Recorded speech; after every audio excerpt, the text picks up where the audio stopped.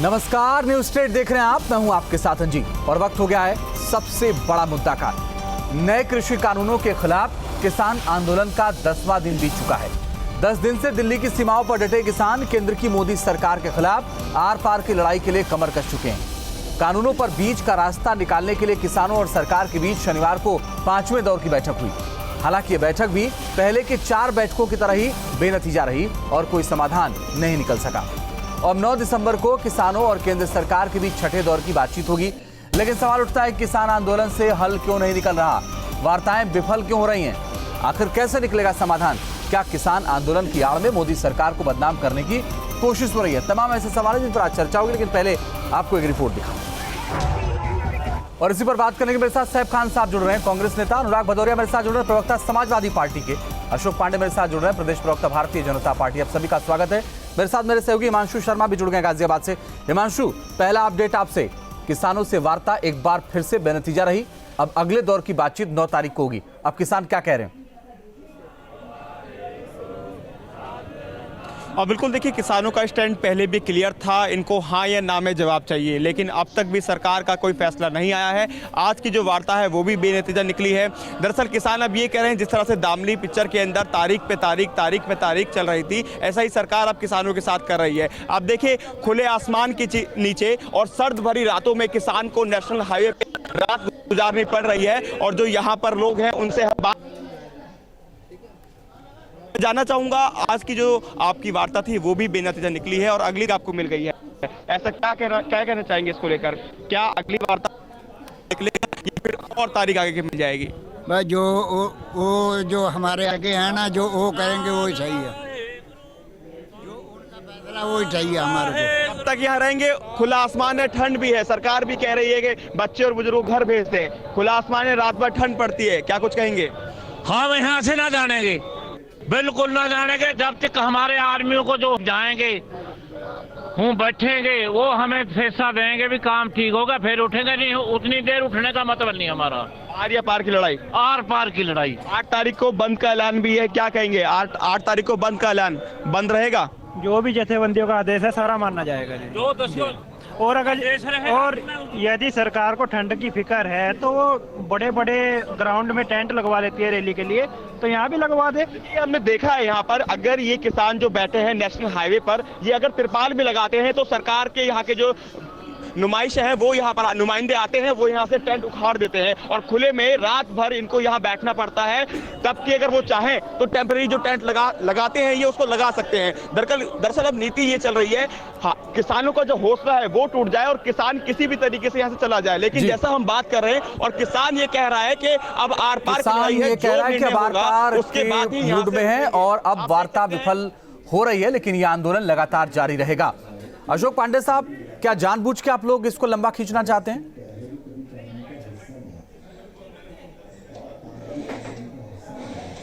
देखिए, बिल्कुल नहीं। प्रधानमंत्री जी, भारत के यशस्वी प्रधानमंत्री मोदी जी इस पे चिंतित हैं कि जाड़े में किसान धरने बैठे हैं, हमारे अन्नदाता धरने बैठे हैं। अमित शाह जी तमाम लोग बैठक कर रहे हैं। निश्चित तौर पे 5वें राउंड की बातचीत वार्ता से ही किसी चीज का समाधान वापस वो तो कह रहे हैं सरकार बात मान ले, हमारी वापस जाने के लिए तैयार है। बनाई है, इतनी चिंता है तो मान लीजिए ना बात। देखिए कुछ चीजों पे जो दिग्भ्रमित कर, कुछ चीजों पे जो किसानों को दिग्भ्रमित करने का प्रयास हुआ है, कुछ चीजों पर जो भ्रम है उस भ्रम को दूर करने के लिए ये जरूर है कि बातचीत के से ही कोई समाधान निकलेगा। अनुराग भदौरिया जी, जब ये पूरा आंदोलन राजनीतिक नहीं है तो समाजवादी पार्टी के कार्यकर्ता क्यों पहुंच गए थे चिल्ला बॉर्डर? अरे भैया, समाजवादी पार्टी के कार्यकर्ता भी इसी समाज में रहते हैं, वो भी किसान है। बहुत कार्यकर्ता है जो किसान नहीं करते हैं, खेती करते हैं। तो क्या कार्यकर्ता है तो किसानी अपना काम छोड़ दे क्या? भाई किसान है, किसान होने के बाद समाजवादी पार्टी का कार्यकर्ता है। तो जब आपने देखा होगा हर दल में लोग अपना अपना काम करते हैं, उसके बाद पार्टी में भी होते हैं। ऐसा तो नहीं है फिर रोटी कमाने खाने के लिए आदमी कुछ तो अपना काम करता है ना। जो किसान है वो वहां पे गए थे, जो किसान करते हैं, जिनके घर में खेती होती है, उन्हें चिंता है क्योंकि उनकी भी जिंदगी दांव पे लगी है, तो वो तो जाएंगे ही ना वहां पे।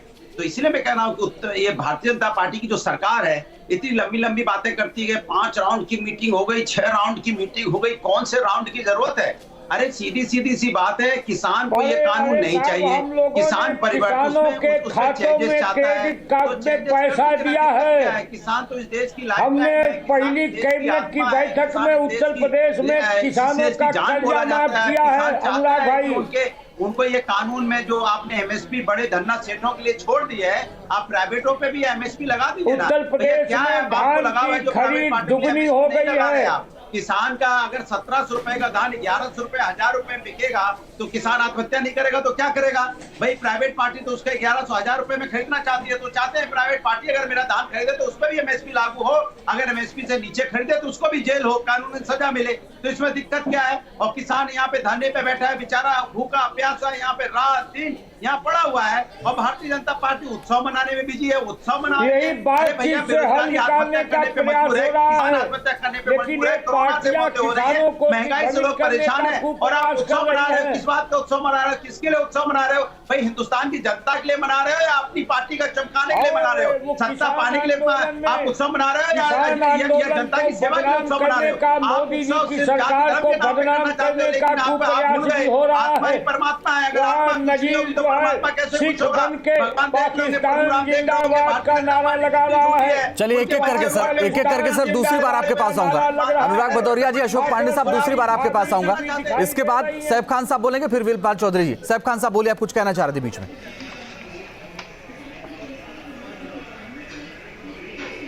देखिए, सबसे पहले अंजीत जी, मैं बहुत बहुत शुक्रगुजार हूं आपका कि आप ऐसे मुद्दे जो है लेके आते हैं। सबसे पहले भारतीय जनता पार्टी के जो प्रतिनिधि अभी बोल रहे थे, मैं उनको याद दिलाना चाहता हूं, नवंबर 2001 में वो खुद इस बिल का जो है विरोध कर रहे थे। आज जो है वो इसके ऊपर बातचीत जो है लगातार चल ही रहे हैं और राउंड्स की बात करते हैं।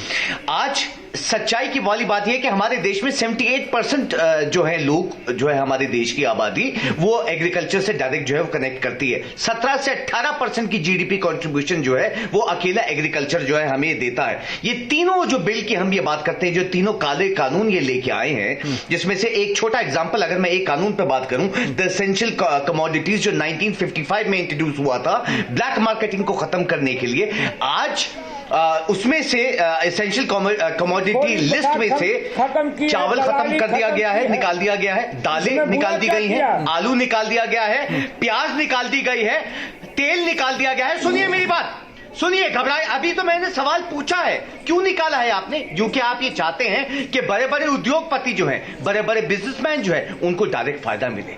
ये सरकार जो है वो एक किसान विरोधी सरकार है, जिसकी वजह से 2014 से लेकर 2016 तक 700 गुना ज्यादा जो है वो किसानों ने प्रदर्शन अपना जो है वो पेश किया है और लगातार जो है वो कर रहा है।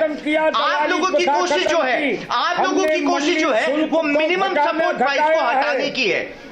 सच्चाई वाली बात है, दलाल आप लोग हैं उत्तर प्रदेश में, आप लोग हैं बिजनेसमैनों के दलाल, आप हैं उद्योगपतियों के दलाल। इसी की वजह से आज जो है किसान की हालत कर रखी है। 12,000 किसान एक साल में जो है सुसाइड कर लेता है। मैं आपसे बोल रहा हूँ, 12,000 किसान लगातार जो है वो बढ़ता जा रहा है। किसानों का जो डेथ रेट बढ़ता जा रहा है, किसान का जो है पीड़ित बढ़ते जा रहे हैं। शर्म आनी चाहिए आप लोग की सरकार को। आप किसानों ने ही, सुनिए, किसानों ने ही आप लोगों को इस कुर्सी पे बिठाया है, वही अभी आपको जल्दी जो है जवाब देंगे, बेफिक्र। लेकिन सैफ खान साहब एक बात बताइए, सैफ खान साहब एक बात बताइए, सैफ खान साहब एक बात बताइए, सैफ खान साहब सुनिए तो एक बात बताइए। सैफ खान साहब, बहुत अच्छा है सर, सैफ खान साहब बहुत अच्छा लगता है कि आप पूरी तैयारी के साथ आते हैं, लेकिन सवाल तो इस बात का है ना कि 2013 में कॉन्ट्रैक्ट खेती पर सिफारिश कांग्रेस ने की, ठेके पर खेती कराने की बात का समर्थन किया। 2019 के घोषणा पत्र में आपके एपीएमसी एक्ट खत्म करने की बात कही ताकि किसान जहां चाहे अपनी फसल बेच सकें। 2019 के घोषणा पत्र में कहा कि एसेंशियल कम्युनिटी एक्ट 1955 पुराना होना चाहिए, सिर्फ आपात जरूरतों के लिए होना चाहिए। सर आप क्या कर रहे थे? आप क्या कर रहे थे? बोलिए। देखिए, वो जब बिल, सुनिए हमारे मैनिफेस्टो, सुनिए आपने, अंजीत जी आपने सवाल पूछा तो अब मुझे जवाब देने का मौका दीजिए। हमने 2019 के अगर मैनिफेस्टो में लेके आए तो जनता को नहीं जो है पसंद आया, इसकी वजह से हमें जो है उसका जो है हमें परिणाम मिला। जनता को नहीं पसंद आया, किसानों को नहीं पसंद आया, मगर खुद भारतीय जनता पार्टी ने जो विरोध किया 2001 में नवंबर में, उसके बाद जो है ये कमोडिटीज का और ये सब जो तीनों काले कानून जो है ऑर्डिनेंस लेके आप लेके आ गए। किसी किसान से जो है ना, किसी जो आपने ग्रुप से कोई डिस्कशन नहीं किया। मैं आपको बता तो रहा हूं, ये जो है ये लगातार बड़े बड़े उद्योगपतियों के लिए काम कर रहे हैं, ये बड़े बड़े बिजनेसमैनों के लिए काम कर रहे हैं, और उन्हीं को फायदा पहुंचाने के लिए जो है आज ये तीनों कानून जो है इन्होंने जो है ऑर्डिनेंस लेके आए। वीरपाल चौधरी जी, आज कृषि मंत्री ये कह रहे थे कि किसानों से गुजारिश है कि ठंड का समय है, वापस चले जाएंगे। वापस जाएंगे आप लोग? नहीं, हम वापस नहीं जाएंगे, और ये किसानों के धैर्य की परीक्षा ना ले सरकार। ये लंबी बातचीत चला करके इस किसानों के आंदोलन को, जो भारत में पहली बार इस प्रकार का आंदोलन है, जो किसानों का आंदोलन है, जिसमें कहीं भी कोई नेतागिरी नहीं है, कोई राजनीति नहीं है, और बिना किसी हिंसा के इतना बड़ा आंदोलन जो है, दिल्ली के चारों तरफ किसान बैठा हुआ है शांतिपूर्वक तरीके से, लेकिन सरकार अपनी हठधर्मिता पे है। वो किसानों का जो मेन मुद्दा है उससे भटका करके अन्य और मुद्दों पर बात करना चाहती है। किसानों का मेन मुद्दा है कि एमएसपी की गारंटी दी जाए। माननीय मोदी जी खुद, प्रधानमंत्री जी ने खुद कहा है, स्वीकार किया है जी कि एमएसपी के नाम पर 70 साल तक लूट होती रही। किसान उस लूट को बंद करवाना चाहता है। किसान जागृत हो गया है, किसान उस लूट को ही बंद करवाना चाहता है जो माननीय प्रधानमंत्री जी ने कही है कि 70 साल तक एमएसपी के नाम पर लूट होती रही है। तो क्यों नहीं माननीय प्रधानमंत्री जी उस लूट को बंद कर देते? क्यों नहीं एमएसपी की गारंटी जो है इस कानून में अमेंडमेंट करके जोड़ देते? किसानों की कौन सी गलत बात है? वीरपाल चौधरी हमारे कृषि मंत्री, सरकार ये कह रही है सर, सरकार अगर हमारे बुजुर्गों के प्रति हमारे कृषि मंत्री जी चिंतित है सर, सरकार ये कह रही है कि 6% किसानों को ही एमएसपी से फायदा होता है। बताइए, देखिए ना, इनका 6% ही किसानों को फायदा होता है इससे। और दूसरी चीज ये कि बड़ा मार्केट होगा, बाहर से लोग आएंगे तो ज्यादा फायदा किसानों को होगा। तो ये तो वही सरकार है, ये वही सरकार है जो 2014 के एक मिनट साहब, खान साहब, हम कब उसका विरोध कर रहे हैं? वीरपाल चौधरी जी बोलिए। हम मार्केट खुल गया उसका कब विरोध कर रहे हैं? हमने कभी विरोध नहीं किया। बहुत अच्छी बात है, आपने मार्केट को खोल दिया, किसान जहां चाहे अपनी फसल को बेचे। लेकिन मैं पूछना चाहता हूं कि किसानों की फसल का मापदंड क्या होगा, क्या पैमाना होगा, क्या रेट निकलेगा, वो रेट किसके हाथ में होगा? जो कॉन्ट्रैक्ट फार्मिंग में फसल की कीमत पहले ही तय करेंगे जी, वो जो लोग तैयार बैठे हुए हैं फसल को कब्जाने के लिए, उसका रेट कौन तय करेगा? जो मिनिमम सपोर्ट प्राइस है वो किसान के पास में एक पैमाने का काम करेगा कि सरकार ने ये रेट घोषित किया है, उसी की हम गारंटी चाहते हैं। उसी को सरकार नकारना चाहती है, बाकी सारी बात करना चाहती है। ओके सर, और एक भूल सुधार कर लें कि जो 6% का ये आंकड़ा है, ये सरकारी आंकड़ा नहीं है, एनएसएसओ का आंकड़ा है। अशोक पांडे साहब पहले आप बोलिए, फिर अनुराग भदौरिया जी बोलेंगे। भाई सर, किसानों की बात आप क्यों नहीं सुनते? जो किसानों के लिए अगर कानून बना रहे हैं आप, तो किसानों की बात ही नहीं सुन रहे हैं आप, फिर काहे का कानून? किसान से निर्णय लेना नहीं है, पार्टी जो किसान देखिए, हमने जो कानून बनाया है उसको ज्यादातर किसान मान रहे हैं। कुछ चीजें हैं जो बैठ के तय हो जाएंगी, जैसे हाँ, हमने कहा एक अपनी फसल को कहीं भी बेच सकते हैं, किसी प्रदेश में बिचौलिया सर, वो कब तय हो जाएंगे? आज ही पूरी रात बैठ के तय कर लेते ना। हमने मंडी बताया है, दौर की बैठक कब तक चलता रहेगा? अनुराग भदौरिया कुछ बोले, दिखाइए। निश्चित तौर पे किसान क्या करता है आपको मालूम है? आपको ये भी नहीं मालूम है किसान कैसे जीते हैं, क्या करते हैं, कैसे निकलेगा? पांडे जी, किसान क्या करते हैं बताओ ना, हल्ला मचाते रहते हो टीवी बैठ के, बताओ किसान क्या करते हैं? हम भी किसान के बेटे अनुराग भाई। तो कहाँ बताओ? अच्छा बताओ, तो किसान के बेटे कहाँ हो आप? किसान के बेटे हो के किसान की बुराई कर रहे हो, तो कैसे किसान के बेटे हो? तो इसके मतलब आप झूठ बोल रहे हो। किसान के बेटे हैं। अरे कहाँ किसान है बताओ ना? किसान के बेटे हो, लेकिन किसान, इसके मतलब अपने पिताजी के साथ नहीं खड़े हो, आप अपने फादर के साथ नहीं खड़े हो, तो क्या आप खड़े हो उत्तर प्रदेश के साथ? आपके पिताजी किसान हो, किसान के साथ आप नहीं खड़े हो। भी करिए। अरे क्यों सुना करो आप?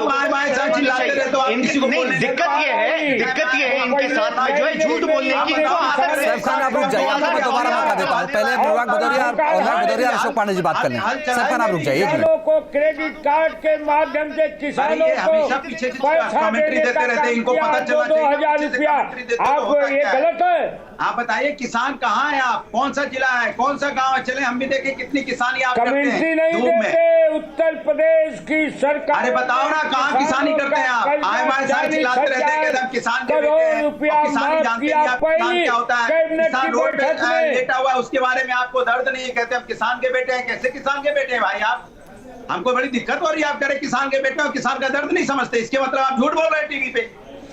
किसान सफाई महोत्सव नहीं कराते, फिर सफाई महोत्सव चले गए। आपको यही है, इसलिए जवाब नहीं दे पाते। किसान कहाँ है बताओ ना, कहाँ खेती है? सैफी में जाके देखो, भारतीय जनता पार्टी के चाचा अभी भी खेती कर रहे हैं, अभी भी गाय भैंसे पालते हैं। चलिए सर, चलिए कोई नहीं सर, कौन किसान है इसका प्रमाण नहीं चाहिए।